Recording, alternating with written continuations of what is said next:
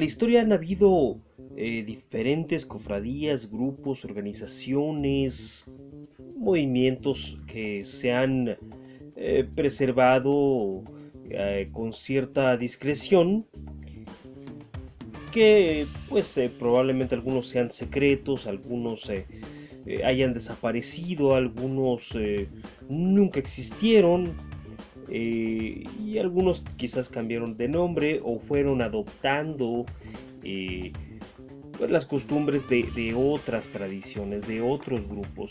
Uno de ellos es ni más ni menos que la masonería que es objeto de muchas discusiones, de muchas teorías. Se les acusa de ser adoradores del mismísimo Satán, se les relaciona con movimientos sociales o con guerras que se han dado a lo largo de la historia. Y si bien algunas de estas cosas sí son ciertas, también hay muchísima imaginación desbordada en este asunto que tiene que ver con la masonería. ¿Quiénes son los masones y de dónde salieron? Las primeras logias en Europa se erigieron entre el siglo XVI y el siglo XVIII, aunque sus orígenes datan de los gremios de constructores de las catedrales medievales del siglo XIII. Bien, algunas logias aseguran que sus tradiciones proceden desde el mismísimo Hermes Trismegisto. Hay quien cree que la masonería data de los antiguos egipcios, aunque de eso realmente no hay muchas pruebas. Su estructura está establecida en diversos niveles, desde aprendiz, compañero, maestro, maestro Pokémon, Super Saiyajin y Ultra Instinto. Pero, ¿quiénes son esos señores con mandiles y gorritos tan chistosos y por qué resultan tan atractivos para los conspiranoicos?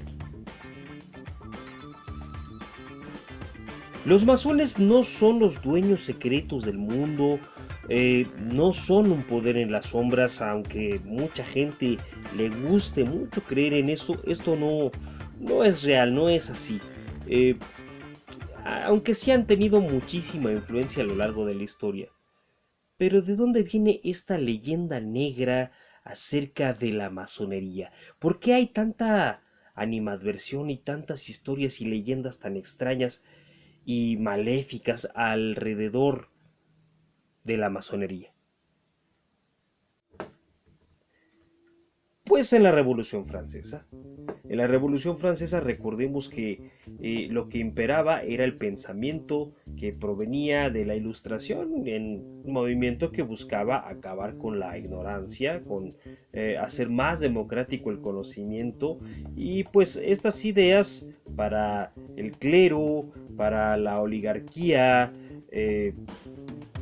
en toda Europa, principalmente en Francia, pero en toda Europa, estas ideas eran peligrosas para la élite y para el clero, pues resultaba que este tipo de pensamientos les quitaban inmensos privilegios que tuvieron durante muchísimos años, ¿no? ¿Les suena?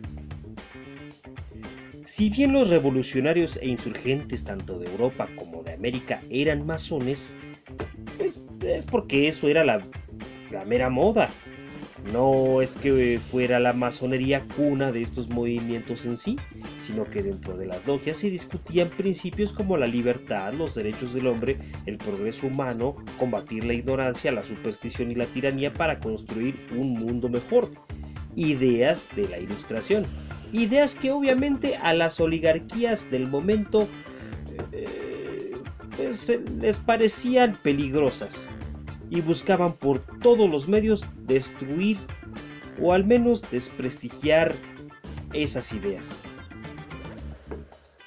Uno de los grandes demeritadores de la masonería fue ni más ni menos que Marie-Joseph Gabriel Antoine Jogan Vallès, conocido como Leo de Taxil o Leo Taxil, una especie de Loret de Mola de su tiempo, que resentido por haber sido expulsado de la masonería se dedicó a publicar libros en los que aseguraba que él perteneció a una logia donde se adoraba a Baphomet, que eran satánicos pues, y por supuesto sus libros fueron muy bien difundidos y financiados por la iglesia, que le convenía ese tipo de mala prensa.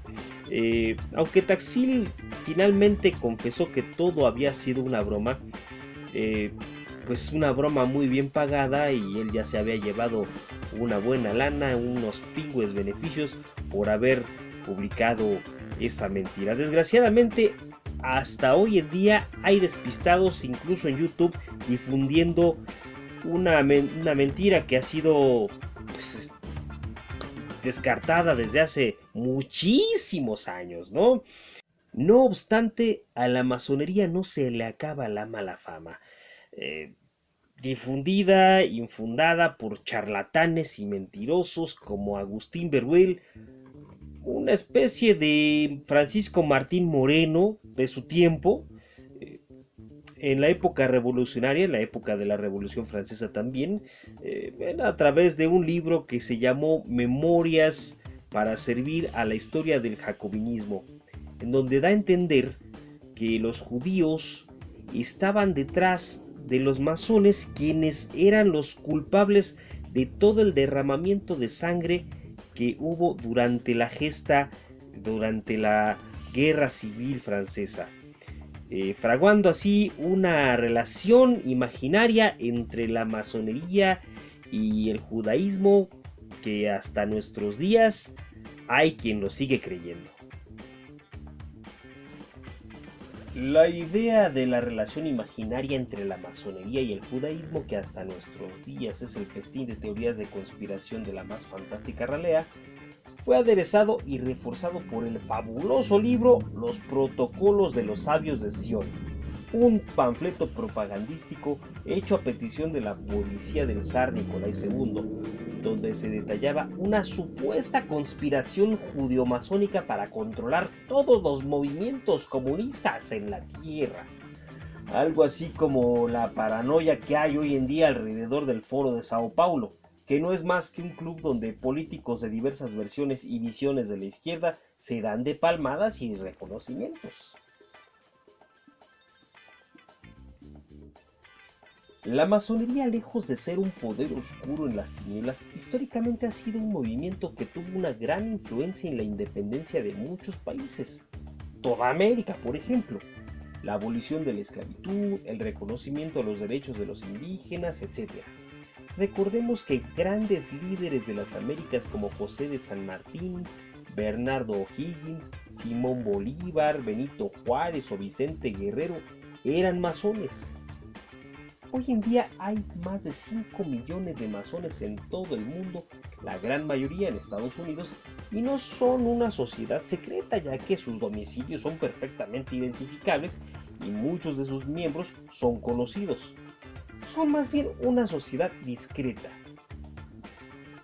de señores que usan accesorios la mar de chistosos como mandiles, guantes, arreos y vestidos que se juntan para hacer relaciones públicas, o como dicen los milénicos, networking.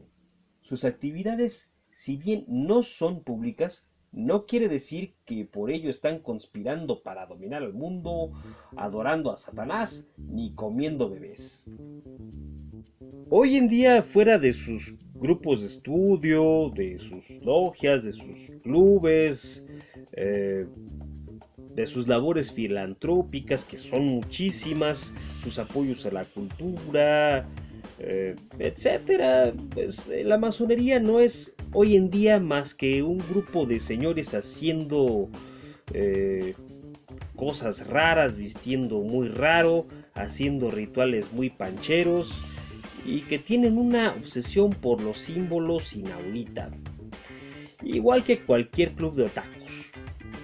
Y que sus ceremonias de iniciación, pues sí, pues son misteriosas, y por eso la imaginación de los incautos pues vuela, pero pues hoy en día los masones pues ya no son perseguidos ni por la iglesia, ni por ninguna institución, ni por otras organizaciones que son como contrarias, así que pues sus rituales y sus ritos cada vez son más públicos, incluso algunas logias se pueden visitar públicamente y pues desde hace años que incluso también se han abierto logias femeninas o logias mixtas, rompiendo con esa tradición que tuvieron durante muchos siglos de ser un club de Toby.